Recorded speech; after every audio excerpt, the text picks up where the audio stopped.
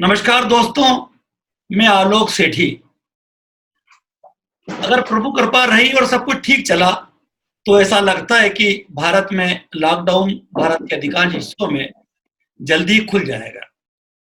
होता था दीपावली की छुट्टी में स्कूली जमाने में कि जब स्कूल खुलने का टाइम आता था तो हमें होमवर्क की या पढ़ाई की चिंता चालू हो जाती थी। लगभग सारे व्यवसायियों के साथ इस समय दिमाग में वही एक विषय घूम रहा है कि क्या होगा लॉकडाउन के बाद का व्यापार व्यवसाय। एक विचार मन में कौधा तो मन हुआ कि टायर ट्रेड के जो तमाम दिग्गज हैं एक एक करके उनसे बात की जाए। ऐसे लोग जिनकी पैनी नजर दीवार के पार देख लेती है, उनसे कुछ सलाह मशवरा किया जाए। तो दोस्तों, भारत को गर्व है कि उसके पास एक ऐसी मल्टीनेशनल टायर कंपनी है जिसका दुनिया के अंदर बड़ा नाम है। ठीक पहचाना आपने, अपोलो टायर्स। आज हमारे बीच अपोलो टायर्स के इंडिया के ग्रुप हेड हैं। अगर मैं परिचय देने जाऊंगा तो लंबा हो जाएगा।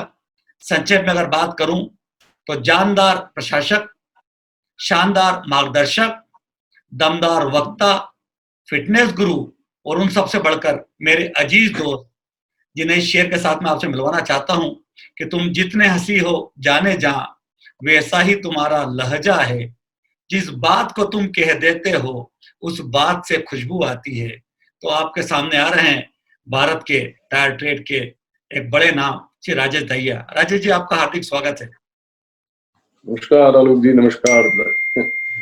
आपने बड़ा अच्छा परिचय दिया, काफी लंबा परिचय दिया। बड़ी, मैं कहना चाहूंगा बड़ी खुशी की बात है कि हम इस टाइम में बात कर पा रहे हैं आपस में, क्योंकि ये मतलब सारी टायर इंडस्ट्री बड़ी मेरे अजीज रही है, बड़ी क्लोज रही है, क्योंकि मैं काफी लंबा समय मैंने इसी व्यापार में लगाया है और आप जैसे हमारे जो भाई लोग हैं उनसे मिलता रहता हूँ तो एक बड़ा अच्छा लगता है। और अब क्योंकि हम लोग, आपको मालूम है कि कम से कम 15 से 20 दिन तो ट्रेवल ही करते रहते हैं जी। उस टाइम में अगर पिछले 30-35 दिन से बंद है तो थोड़ी बेचैनी है उस मामले में। और आपके साथ ये बात करके बड़ा अच्छा लग रहा है कि भाई किसी भी तरीके से हम लोग आपसे कम्युनिकेट कर पा रहे हैं, बाहर आ पा रहे हैं, तो बड़ी अच्छी बात है कि आपने ये एक इनिशिएटिव लिया और मेरी बड़ी खुशी है कि इसके थ्रू हम आपके थ्रू अपने बाकी लोगों के पास भी पहुंच पाएंगे। तो मैं अकेला आलोक सेठी नहीं हूँ, मैं रिप्रेजेंट कर रहा हूँ भारत के 10-15 हजार टायर ट्रेड के लोगों को, टायर डीलर को, जो बड़े शहरों में हमारे जैसे खंडवा जैसे छोटे कस्बों में रहते हैं और जो आपसे हो सकता है रूबरू नहीं मिल पाते हैं, बात नहीं कर पाते हो, तो इस माध्यम से वो समझ पाए कि आने वाले समय में टायर ट्रेड या रिटेल ट्रेड कहाँ जाएगा। तो मैं जानना चाहता हूँ आपसे कि अगर हम सारे ट्रेड की बात करें तो क्या लगता है लॉकडाउन खुलने के बाद में कौन से व्यापार व्यवसाय या ट्रेड बेहतर होंगे और कौन से कमजोर होंगे? सी आलोक जी, अगर आज जो माहौल है उसको हम देखते हैं, आप किसी भी तरीके से देखिए, बेसिकली क्या हो रहा है कि इस माहौल में एक सबसे बड़ी बात यह है कि जहां भी पब्लिक गैदरिंग है, जहां भी लोग इकट्ठे होते थे, वो व्यापार आज की डेट में दबा हुआ है जी। क्योंकि ये जो बीमारी है ये मिलने से फैलती है और हाथ से जैसे भी फैलती है, लेकिन कुल मिला के जहां पर लोग कम होंगे वहां पर ये बीमारी का फैलने का चांस थोड़ा कम है जैसे चल रहा है। तो सिंपल अगर उसी लॉजिक को आप लेके चले तो ये बड़ी क्लियर सी बात है कि जो भी ऐसे बिजनेसेस हैं जिसमें सोशल गैदरिंग ज्यादा होती थी, जैसे एयरलाइंस हो गया, होटल इंडस्ट्री हो गई, जैसे आईपीएल मैचेस हो गए, आईएसएल मैचेस हो गए, रेस्टोरेंट्स हो गए, नाइट क्लब्स हो गए, जो भी इस तरह की गैदरिंग्स थी, इसमें काफी ज्यादा इसका ड्रॉप आएगा। और इसका ही नहीं कि रास्ता नहीं निकलेगा, रास्ता निकलेगा, बट इसमें इमीडिएटली ड्रॉप आएगा। और इसके अलावा जो दूसरे जो थे, जहां पर कम्युनिकेशन डिजिटली ज्यादा हो सकता था या जहां पर इतना लोगों का मेल मिलाप नहीं है, जहां पर 2 आदमी 4 आदमी मिलकर काम कर सकते हैं, ज्यादातर वो बिजनेसेस थोड़ा जल्दी टेक ऑफ कर जाएंगे। ये एक है। तो उस मामले में देखते हुए बड़ा क्लियरली आप देखिए कि एयरलाइंस, होटल वगैरह सारे हैं। तो लेकिन रास्ता हर एक का निकलेगा, बट अगर आप ब्रॉड लेवल पे कह रहे हैं तो यही मापदंड रहेगा कि जहां पर लोग नहीं जा पाएंगे या जनता ज्यादा है तो वो थोड़ा सा डाउन रहेगा और दूसरे बिजनेसेस थोड़ा पहले टेक ऑफ कर लेंगे। अप्रैल महीना चूंकि व्यवसायियों के लिए साल की शुरुआत होती है, साल की शुरुआती नुकसान से हुई, तो रिटेलर जो हम लोग होते हैं खासकर कस्बों के, आपका क्या सुझाव है कि कैसे हम लोग अपने खर्चे कम कर पाए, नुकसान कम करने के लिए, सेवाओं को प्रभावित किए बगैर, क्योंकि सर्विस भी मायने रखती है। आलोक जी, आपका ना बहुत ही अच्छा क्वेश्चन है। ये क्या हो रहा है कि देखिए, मैं इसको आपको इस तरह थोड़ा सा कहना चाहूंगा कि आप में और कंपनी के लेवल में प्रिंसिपल्स में कोई लंबा चौड़ा फर्क नहीं है। जी। आपका तो एक बहुत ही अपने आप में एक अच्छा बड़ा स्ट्रक्चर्ड आपने बिजनेस है, मतलब काफी जगहों में आपने एमपी में अपना बिजनेस है, पर मैं उनको भी बोलना चाहूंगा जिनके छोटे बिजनेसेस है, मान लो एक दुकान चलाना, दो दुकान, चाहे बिजनेसमैन उस लेवल पे हो या कंपनी लेवल पे हो, बेसिकली क्या है कि आज कॉस्ट पे प्रेशर तो है ही है। जब रेवेन्यू नहीं बढ़ सकती, जब आपके पास कस्टमर नहीं आ सकता, और मतलब किसी तरीके आपको लग रहा है कि अगर आप बढ़ाना भी चाहें तो बाहर की मार्केट अभी क्लियर नहीं है, तो जब रेवेन्यू साइड थोड़ी सी प्रेशर में है तो आपके हाथ में यही है कि आप कॉस्ट को कंट्रोल करें। अब कॉस्ट को कंट्रोल करने के लिए जो सबसे बड़ी बात है कि आपको, मैं एक बात आपको कहना चाहूंगा इसके अंदर तो थोड़ी, कि भाई आज की डेट में जैसे हमें कभी भी मार्केटिंग में पढ़ाया जाता है, हम और आप बोलते हैं भाई ये तो फिक्स्ड कॉस्ट है और ये वेरिएबल कॉस्ट है। फिक्स्ड कॉस्ट का मतलब होता है कि ये खर्चा तो है ही है, और फिर वेरिएबल कॉस्ट। आज का जो टाइम है उसमें आपको फिक्स कॉस्ट को भी क्वेश्चन करना पड़ेगा। कोई फिक्स कॉस्ट नहीं, हर कॉस्ट वेरिएबल कॉस्ट। क्या बात? अगर जिसने जिसने रेंट पे दुकान ले रखी है वो भी आज वेरिएबल है। आपको बोलना पड़ेगा भाई 30% कम करो, 40% कम करो, रेंट के ऊपर करना पड़ेगा। इवन एम्प्लॉइज की कॉस्ट है वो आपको प्रोडक्टिविटी लिंक करके, देखिए ये बात सही है कि हमें एम्प्लॉइज का ध्यान रखना, सब रखना है, लेकिन अगर दुकान ही नहीं रहेगी तो फिर आप क्या करेंगे? तो इसलिए हमें उनको भी पार्टनर में बनाना पड़ेगा, उनको भी समझाना पड़ेगा कि कहीं ना कहीं पर हमें मिलके इसकी कॉस्ट को कम करना है। तो मेरा इसमें दो ही तीन पॉइंट है। पहला तो ये है कि हर कॉस्ट को क्वेश्चन करना पड़ेगा। फिक्स कॉस्ट जैसी कोई चीज नहीं है, सारी कॉस्ट वेरिएबल है। दूसरा ये है कि हमारे पर्सनल लेवल पे भी हमें जो एक्सपेंसेस वगैरह हैं अपने, जो हम आज की डेट में बगैर सोचे समझे कर लेते थे, वो हमें थोड़े चेंज करने पड़ेंगे। और एक जो होता है ना डिस्क्रिशनरी, हम भाई एक एसी और लगा लो या 15 दिन में एसी रिप्लेस कर लो, ये वो सारी चीजें हमें कॉस्ट में करनी पड़ेगी। इसका कोई रॉकेट साइंस नहीं है, बड़ा क्लियरली आपको देखना पड़ेगा कि हम कहाँ हैं। तो वो देखते हुए जो ऐसी कॉस्ट है वो आपको देखनी पड़ेगी। और ये आपने बिल्कुल ठीक बोला कि इसमें कस्टमर सर्विसेज को सफर किए बगैर, क्योंकि देखिए एक और बड़ी अच्छी बात आपने बोला कि पहले ही मार्केट में कस्टमर कम है और फिर उसके बाद आप सर्विसेज भी कॉम्प्रोमाइज कर दोगे तो बड़ी दिक्कत का काम है। तो आपको ये चीजें तो आपको देख के चलना ही पड़ेगा। बहुत बढ़िया बात। जीवन शैली में बदलाव आएंगे, जैसे देखिए मैंने पूरे बाल साफ कर लिए, तो बहुत सारे चेंज आएंगे। तो हमारा ट्रेड है, जो रिटेलर हैं, हमको कौन सी नई तकनीकों में जाना पड़ेगा? जो नई तकनीक आएगी, आज वर्क फ्रॉम होम की बात करते हैं या हम जूम कॉल पे आज और हम बात कर पा रहे हैं, तो क्या सुझाते हैं आप? क्या रिटेलर सब लोग जा सकते हैं? सर मैं तो, देखिए हमारा जो टायर रिटेल है जी वो वैसे भी आपने सही बोला है, तो रिटेल का पार्ट ही, जी चाहे आप कुछ भी देख लीजिए रिटेल का पार्ट है।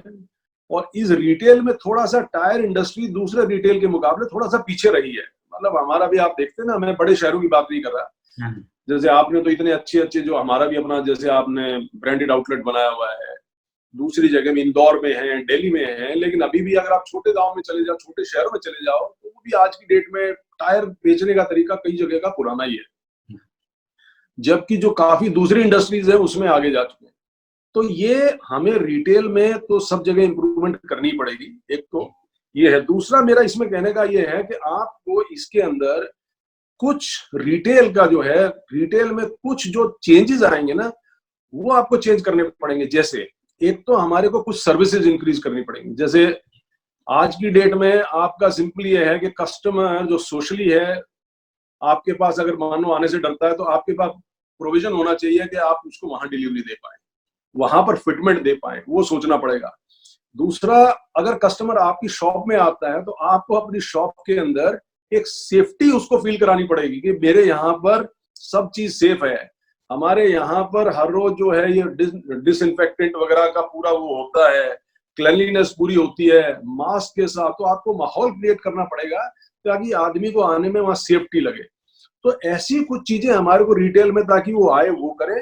प्लस आज की डेट में जैसा भी है, कस्टमर नहीं आता है तो थोड़ा हमें बाहर जाके उसको डिलीवरी देना, उसको इन्वॉल्व करना, ये काफी चीजें हमारे को आज की डेट में चेंज करनी पड़ेंगी, जो आज की रिक्वायरमेंट। धीरे धीरे टाइम के साथ आगे देखते हैं, फिर जैसे ये चीज निकलती है कोई दूसरे तरीके आएंगे, लेकिन सर्टेनली मुझे लगता है कि टायर इंडस्ट्री में रिटेल के ऊपर हमारे को अभी काफी स्टेप लेने की जरूरत है। हम लोग थोड़े पीछे हैं एज ए इंडस्ट्री, हमारे रिटेल लेवल पे वो हमारे को आगे जाना चाहिए, और इस माहौल को देखते हुए 2-3 चीजें करनी तो बहुत जरूरी है हमारे। जी, बहुत बढ़िया। अपोलो का जो स्लोगन था आपका, जैसे leadership through range and people, है ना? तो अब रेंज की अगर हम बात करें तो हम जानना चाहते हैं कि सारे सेगमेंट्स में हम लोग काम करते हैं आपके साथ, या बाकी सारे लोग भी, टू व्हीलर से लेकर के ओटीआर तक, तो कौन से सेगमेंट्स डी ग्रो होंगे और कौन से सेगमेंट्स में ग्रोथ आएगी? तो देखिए, आज की डेट में मैं देख रहा हूं तो मुझे जो ब्रॉडली लग रहा है ना, मुझे लग रहा है कि ट्रांसपोर्टेशन वगैरह जैसे चल रही है, दूसरी चीजें चल रही है, मुझे लग रहा है कि हर सेगमेंट में स्कोप अच्छा है। जैसे आप देखिए, माइनिंग में है, रूरल के अंदर है तो ट्रैक्टर भी होगा। अगर मैं ई कॉमर्स को देखूं तो आप लोग क्या है, जैसे अगर बाई चांस दुकानों में जाके माल कम करना चाहें तो ई कॉमर्स की सेल बढ़नी चाहिए, तो वहां पर होगा। तो मुझे लग रहा है हर जगह स्कोप है। जो एक सेगमेंट मुझे लग रहा है जहां पर शायद इम्पैक्ट ज्यादा है, अभी तो है ही और आगे भी शायद थोड़ा रहे, वो है कार टायर का। अच्छा। क्योंकि कार टायर के अंदर क्या है कि काफी बड़ा इसका 30-35%, 25 बोलते हैं, 30 बोलते हैं, जो कमर्शियल सेगमेंट है उसमें आज आदमी टैक्सी में जाने से डरेगा। तो वो उसमें अपनी गाड़ी भी लेके जाएंगे तो भी अगर वर्क फ्रॉम होम हो रहा है, कंपनियों में कम लोग जब शिफ्टों में काम करेंगे तो शायद इतने लोग नहीं जा पाएंगे। तो शिफ्टों में कम लोग काम करेंगे, पर्सनल ट्रेवल भी करेंगे, वर्क फ्रॉम होम होगा, टैक्सी वगैरह लोग थोड़ा सा बैठने में अभी घबराएंगे कुछ दिनों के लिए। तो मुझे लगता है ये सेगमेंट जिसमें इम्पैक्ट दिख रहा है, इसमें इम्पैक्ट थोड़ा सा ज्यादा रहेगा। बाकी सेगमेंट जैसे माइनिंग हो गया, फार्म सेगमेंट हो गया, टू व्हीलर भी मुझे लगता है कि फार्म वगैरह वजह से, ये बाकी एलसीवी हो गया, एससी हो, ये सेगमेंट्स निकल जाएंगे। पीसीआर एक मुझे लगता है जो थोड़ा सा अभी पीछे रहेगा, बाकी सेगमेंट निकल जाने चाहिए।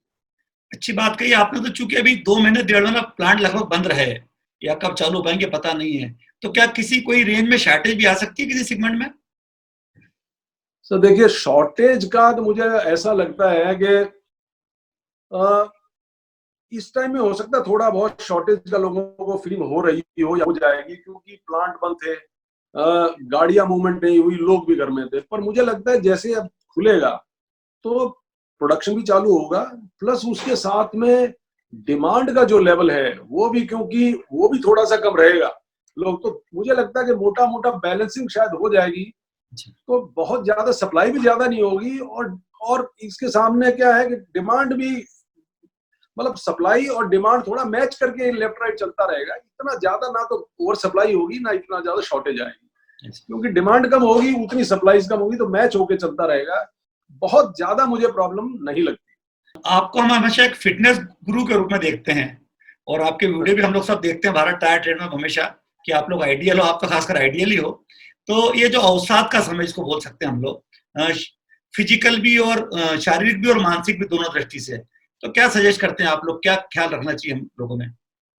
आलोक जी, आपने, आपके क्वेश्चन में ही आंसर है। देखिए क्या होता है, मैं आपको बताता हूँ, मैं फिटनेस का कोई, मतलब ठीक है, स्कूल कॉलेज टाइम में मेरे को थोड़ा शौक था, स्टेट लेवल पे क्रिकेट भी खेली है, स्विमिंग की है स्टेट लेवल पे, तो शुरू से हमारा रहा है, बोर्डिंग स्कूल में था तो एक मेरी हॉबी रही है। दूसरा मुझे लगता है कि थोड़ा सा आदमी फिट रहेगा तो थोड़ा उसको भी ठीक लगता है, तो एक वो थोड़ी फिलॉसफी है। प्लस जैसे आपने देखा हमारा ट्रैवल इतना है, और ट्रैवल इतना है, हमारा ईटिंग आउट बाहर इतना है, अगर हम ये ध्यान नहीं करेंगे तो थोड़ी सी दिक्कत हमें आ जाएगी। तो इसलिए ये इंटरेस्ट भी है और एक मेरी हॉबी भी है। बट इसमें मैं थोड़ा सा आप ही के बात को ले जाऊं, जो आपने बोला कि मेंटल और फिजिकल फिटनेस, ये दोनों ही है। हमारे लोग ज्यादातर एक्चुअली फिटनेस में और हेल्थ में फर्क है, लोग ज्यादातर नहीं समझ रहे। जिम में जाना, बॉडी बनाने का मतलब ये नहीं कि आप फिट हैं, मतलब वो आप दिखते ठीक हैं, तो आप दिखते ठीक हैं फिर आप फिट हैं। फिट का मतलब भाई आप, आपके मसल्स वगैरह आपका कैसा है। और एक है हेल्थ। हेल्थ जो है मेरे हिसाब से सबसे इंपॉर्टेंट है।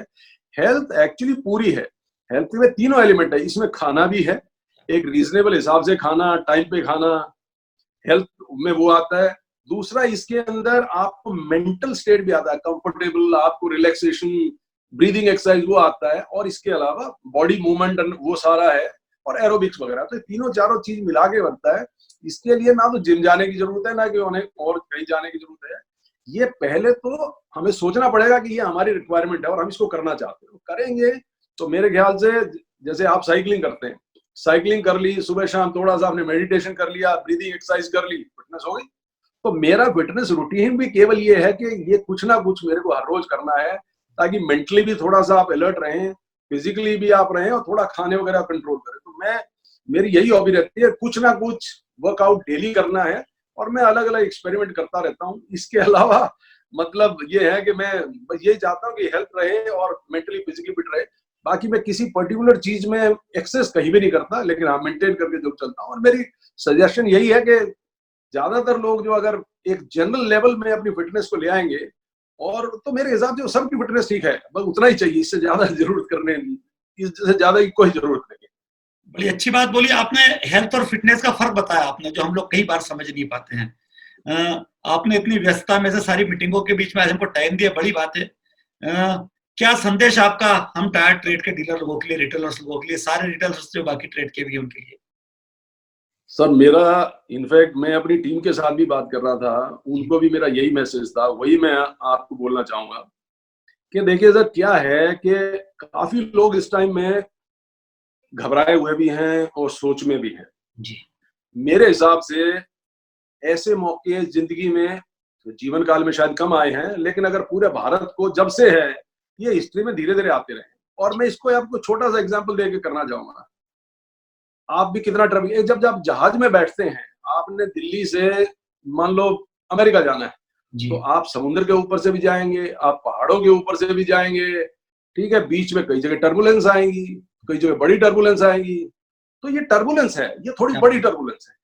तो वो टर्बुलेंस में क्या करना है, टर्बुलेंस में जब आप टर्बुलेंस में है, एयरप्लेन हिल रहा है, तो पायलट बोलते हैं भैया सीट बेल्ट लगा लो। अब आप बोलते हैं मैं नहीं लगाऊंगा, नहीं लगाऊंगा तो चोट लगेगी ना।